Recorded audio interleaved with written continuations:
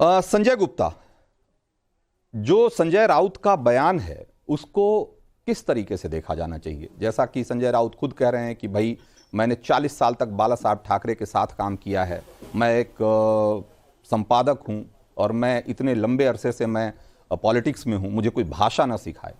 तो अगर उनकी भाषा दुरुस्त है तो ये मान लिया जाए कि जो उन्होंने कहा उसमें कुछ भी आपत्तिजनक नहीं है, और एक महिला के लिए इस तरह की भाषा का इस्तेमाल किया जाना चाहिए?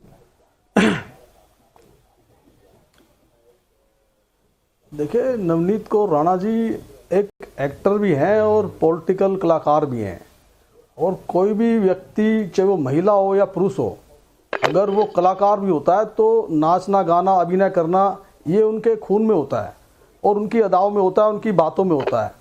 तो ये कोई अपराध थोड़ी ना है कि अगर कोई नाचता है, गाता है, अभिनय करता है तो ये कला है। तो उन्होंने नाची शब्द का जो प्रयोग किया वो उसी मामले से तहकीकात उसी मामले पे जाता है। इसको गलत तरीके से लेके जाना ये ठीक नहीं है, क्योंकि कुछ भी है, शब्द जो उन्होंने बोला वो नाची बोला, ना कि कुछ और बोला। तो एक अभिनय के तौर पर उन्होंने बोला, जैसे जो कि हर कलाकार करता है, तो इसको गलत तरीके से लेके जाने की जरूरत नहीं है। नीति जैन, क्या आप खुद एक महिला हैं, खुद आप एक महिला हैं, और इस तरह की भाषा, और खास करके भाषा से ज्यादा जरूरी उसमें जो मुझे लगता है कि जो शब्द है उससे ज्यादा महत्वपूर्ण होता है उस शब्द को किस संदर्भ में इस्तेमाल किया गया है। मैं जहां तक भाषा की जो समझ मेरी है उसके हिसाब से मुझे लगता है कि भाषा संदर्भों से अपने अर्थ ग्रहण करते हैं। एक ही शब्द अगर अलग अलग संदर्भ में कहे जाएं तो उसके अलग अलग मतलब निकल सकते हैं। तो संजय राउत ने जिस तरीके से इस शब्द का इस्तेमाल किया, आपको लगता है कि एक महिला के लिए इस तरह के शब्द का इस्तेमाल करना ठीक है? रणजीत जी, मुझे ऐसा लगता है कि आप जब किसी को नाची बोलते हैं, नचनिया बोलते हैं, नाचने वाली बोलते हैं, और ये नया नहीं है। अभी थोड़े दिन पहले राहुल गांधी भी एक बहुत ही टॉप की एक्ट्रेस के लिए ऐसे शब्द इस्तेमाल किए थे। उनकी एक प्रवक्ता है जिन्होंने मंडी में भाव पूछने की बात करी थी। आज संजय राउत जी ने एक और एमपी के लिए ये शब्द इस्तेमाल करे हैं, और आप बहुत आसानी से आकर कह सकते हैं कि नहीं नहीं, ये तो पार्लियामेंट्री लैंग्वेज है। सर, आपकी इंटेंशन और आप जो वहां पर कहना चाह रहे थे, जो आपका कॉन्टेक्स्ट था, मुझे लगता है वो किसी से छुपा नहीं है। आप में से कभी किसी ने आकर किसी पुरुष एक्टर के लिए ऐसे शब्दों का इस्तेमाल किया है? नहीं, क्योंकि आप लोगों के लिए बहुत आसान है महिलाओं के लिए इस तरीके की भाषा का प्रयोग करना। और इसीलिए जब बीजेपी लेकर आती है नारी विमेन रिजर्वेशन बिल, जब हम लोग लेकर आते हैं नारी वंदन अधिनियम, तो उसमें भी आप लोगों को प्रॉब्लम होती है कि नहीं अभी नहीं होगा, कल होगा। कम से कम हमारी इंटेंशन तो है। आप लोग तो वहां कहीं नहीं है। आप लोग कहां से महिलाओं को आने देंगे, और आप लोग कहां से महिलाओं की परसेंटेज जो है वो अपनी पार्टी में लाएंगे, जब आप लोगों का ऐसा रवैया है महिला नेताओं के लिए?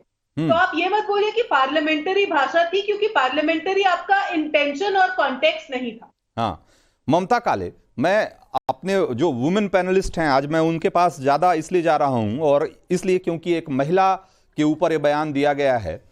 और जैसा कि मैंने पहले भी कहा कि आप किसी शब्द को किन संदर्भों में कहते हैं, किस तरीके से कहते हैं, यह ज्यादा महत्वपूर्ण होता है। एक ही शब्द के अलग अलग मायने, अलग अलग अर्थ हो सकते हैं अगर उसको अलग अलग संदर्भ में कहा गया हो। तो अगर ऐसे देखें तो कह रहे हैं कि नाची शब्द जो उन्होंने कहा वो वैसे कोई अनपार्लियामेंट्री नहीं है, कोई ऐसा अमर्यादित शब्द नहीं है उनके हिसाब से। लेकिन अगर आप देखते हैं कि जिस तरीके से संजय राउत ने कहा, क्या आपको नहीं लगता है कि ये महिला नेताओं को अपमानित करने या उनको कमतर दिखाने का एक ऐसा तरीका है कि जिसको कि आप कह दें कि भाई ये मर्यादा की सीमा रेखा के भीतर भी है और उसका अपमान भी कर दें? जी रंजीत जी, बहुत बहुत धन्यवाद। मेरा ऐसा मानना है कि बम बंदूक से ज्यादा विचार घातक होता है। तो जिस प्रकार के आपके विचार होते हैं ना, उससे पता चलता है कि आप किस प्रकृति के व्यक्ति हैं, आपकी जो परवरिश है वो किस प्रकार की हुई है। हम उस भारत से आते हैं जहां पे बोला जाता है नारी तू नारायणी,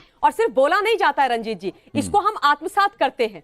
यत्र नार्यस्तु पूज्यन्ते रमन्ते तत्र देवता भारतवर्ष की पावन संस्कृति है। लेकिन दुर्भाग्यवश जो संजय राउत हैं, जो माननीय सांसद हैं, जो बड़े नेता हैं उद्धव ठाकरे साहब के, जो आज परम श्रद्धेय आदरणीय बाला साहब ठाकरे जी की बात कर रहे थे, जिन्होंने बाला साहब ठाकरे जी की आइडियोलॉजी को भी दरकिनार कर दिया अपनी गंदी और घटिया राजनीति के लिए, कुर्सी की लालसा में। उनका ये इतिहास रहा है बड़बोले वक्ता जी का कि उनको अपनी जुबान पर बिल्कुल भी कंट्रोल नहीं है। शब्दों की गरिमा, भाषा की गरिमा वो जानते ही नहीं है, और महिलाओं को तो वो कुछ समझते ही नहीं है। वो ये भी भूल जाते हैं कि नारी वो शक्ति है, नारी वो ताकत है जो 9 महीने एक बच्चे को अपने पेट में रख करके इस सृष्टि को आगे बढ़ाने का काम करती है। आपको मैं ये भी याद दिला दूं कि नवनीत राणा जी के बारे में आज ही उन्होंने ये बात नहीं बोली है। जब हनुमान चालीसा पढ़ने की बात हुई थी ना, तो उस वक्त इन्होंने जिस प्रकार की शब्दावली का इस्तेमाल किया था, तुम पढ़ के दिखाओ हनुमान चालीसा, तुमको जमीन में 20 फुट नीचे गाड़ देंगे, तुम्हारे हमारे कार्यकर्ता उठा करके तुमको ले जाएंगे, घसीट के ले जाएंगे। संजय जी, मैं एक नारी हूं और एक नारी के बारे में बात कर रही हूं, और आपसे ये निवेदन करना चाहती हूं कि थोड़ा सा अपने शब्दों पर संयम रखिए और महिलाओं के बारे में बात होने दीजिए। इस देश की आधी आबादी की बात की जा रही है संजय जी, इस देश की आधी आबादी की बात की जा रही है। ओहो, मुझे याद आ गया, संजय राउत और संजय गुप्ता, माफ कीजिएगा, चोर चोर मौसेरे भाई वाली हालत हो गई है आप लोगों की, है ना?